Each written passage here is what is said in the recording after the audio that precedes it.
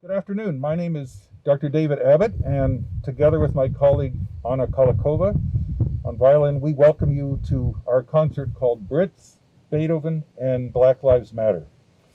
Why here in Sprandal Auditorium and Stadium? Because of the COVID. The fine arts and all of the faculty in music, the students, we can't play indoors for anyone. And Anna and I wanted to make sure that we could find a way to bring music in this difficult time to as many people as possible. The recent theatrical performance that we did here a few weeks ago on the quad outdoors really inspired me to take the big step to attempt to do something I've never done, which is to do an outdoor performance with one of these pianos.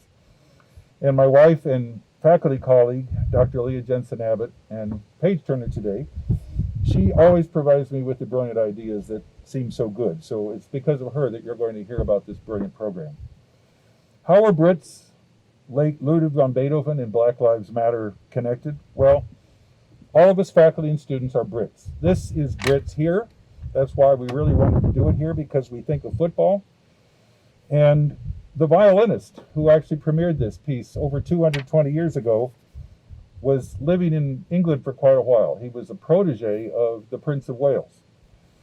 And he played for royalty all over Europe. His name was George Hightower. And when he played this work with Beethoven in 1803, he was an amazing violinist, but more amazingly, he was a violinist of mixed heritage, of African European heritage. And as incredible as it would seem, there were artists like this who could play, and Beethoven really liked him more than anyone else. So hence we have the connection to the American African composers that we're going to be hearing later in this program. First, I'd like to thank James Reeder Pianos for providing us, donating really, and the moving for this gorgeous piano that comes from Germany. We plan to play to a live audience today, but because recent increased COVID protocols, we had to make a video recording, and we'll turn this hopefully into a live or a recorded performance on the internet. This event couldn't be possible without the assistance of our IT people, Chad Russo and Kurt Uday, who are doing great jobs for all of us. Adam Coco of Facilities worked on many things for us. And especially I want to thank Coach Greg Palasic, because in the athletics, he's the one that really walked me through all of the myriad of trying to break into their turf, literally. And normally we don't play concerts here, and he was so gracious to do that. Last thanks, of course, also go to President Johnson, who enthusiastically from the beginning backed this idea to bring this program to you today. Today we find ourselves more than ever immersed in constant social strife and violence. Rather than make political statements, Anna and I just wanted to use our music to transcend mere words and rather let the universal language of music convey the powerful spirit both of Beethoven's music and the other pieces written by African American composers. I've reflected a lot on Beethoven recently, playing all this music, and I was thinking how his entire life he was a really enlightened humanist who was dedicated not only as a great composer, but as a person. He was dedicated to supporting the dignity of human rights of all people, and not just the 1% of the 1%. Today we're going to play first for you a big piece, but only a part of it, because this sonata is probably the most colossal sonata written for the time it was published in 1803. Beethoven wrote 10 sonatas, but this sonata is very difficult and very powerful, but it's also, as you'll hear, equally warm and very noble, as you'll hear in the very majestic opening that begins without piano but only with violin. That in itself is unusual.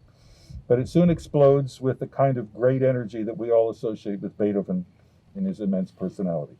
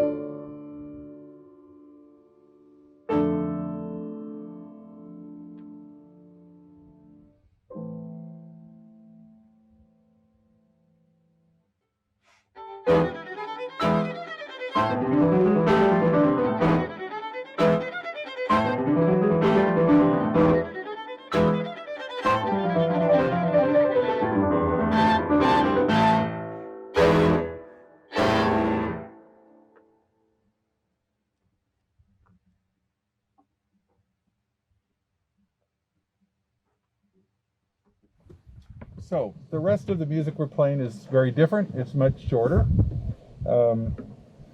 Ironically, this next piece is the only piece I'm going to play by myself. I was thinking how ironic this is. The name of the piece is Breezes.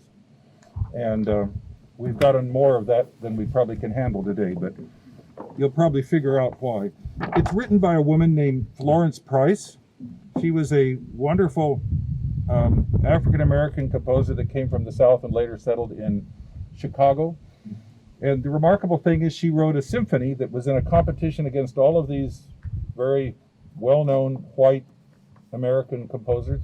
And she beat them all, and she won the competition, and her symphony was played in around 1932 by Chicago Symphony. That was a remarkable feat. And it also is a testament that they thought her music was as great as it is. She wrote a lot of piano pieces. We're going to be playing just this one, and then Anna and I have a few short pieces. I'll just announce the name before we play them. So this is Breezes.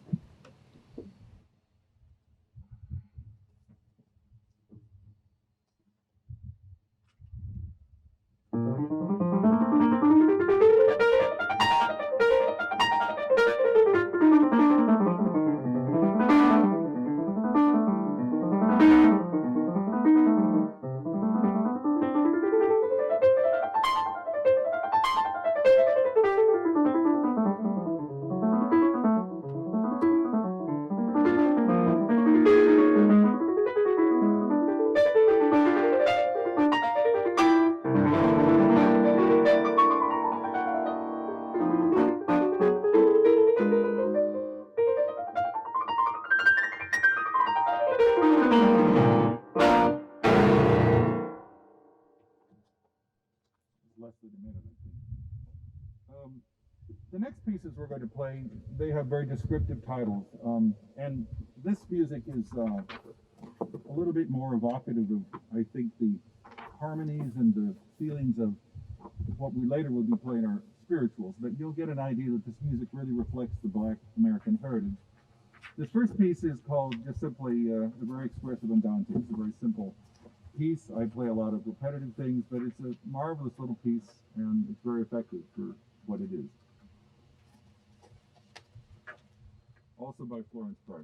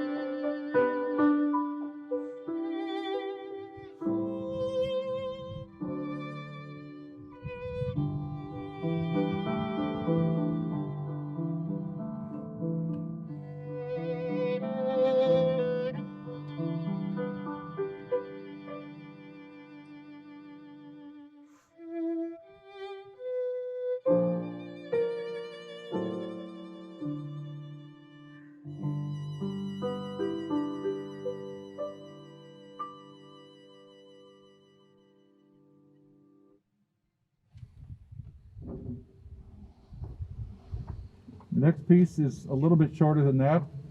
This is a very special piece. It's just called The Deserted Garden, also by Florence Price.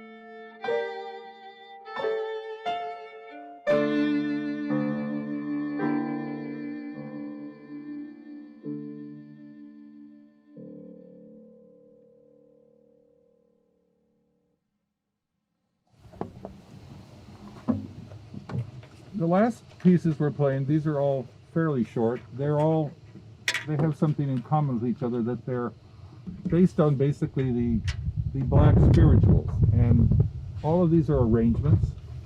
Some of them I don't even probably have to tell you the name. I think some people still recognize the names. I even played a few for my students who were very young, and African American students. They knew what these pieces were. The first one we're going to play, I'll just announce the first two, is called Nobody Knows the Trouble I See, Lord. And then the other one is possibly maybe a little bit more famous. That one's called Swing Low. So we'll do these one after the other.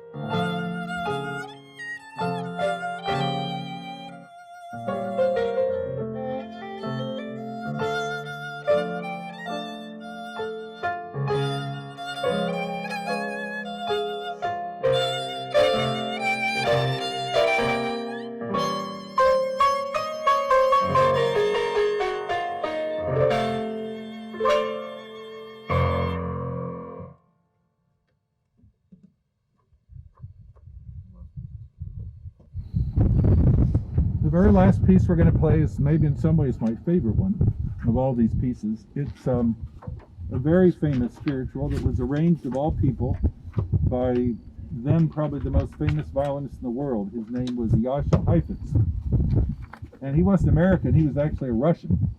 But he was a very shrewd character. He knew his audiences, and he wrote this piece and transcribed it because he wanted to have music for all of his audience. And there were African Americans that actually went to his concerts. And remember, this piece, it was published in 1938. So, you know, the segregation movement and the horrible things that went on in segregation in restaurants was going rampant. But yet he understood the need to have music to reach everyone. And this is a really beautiful transcription of Deep River.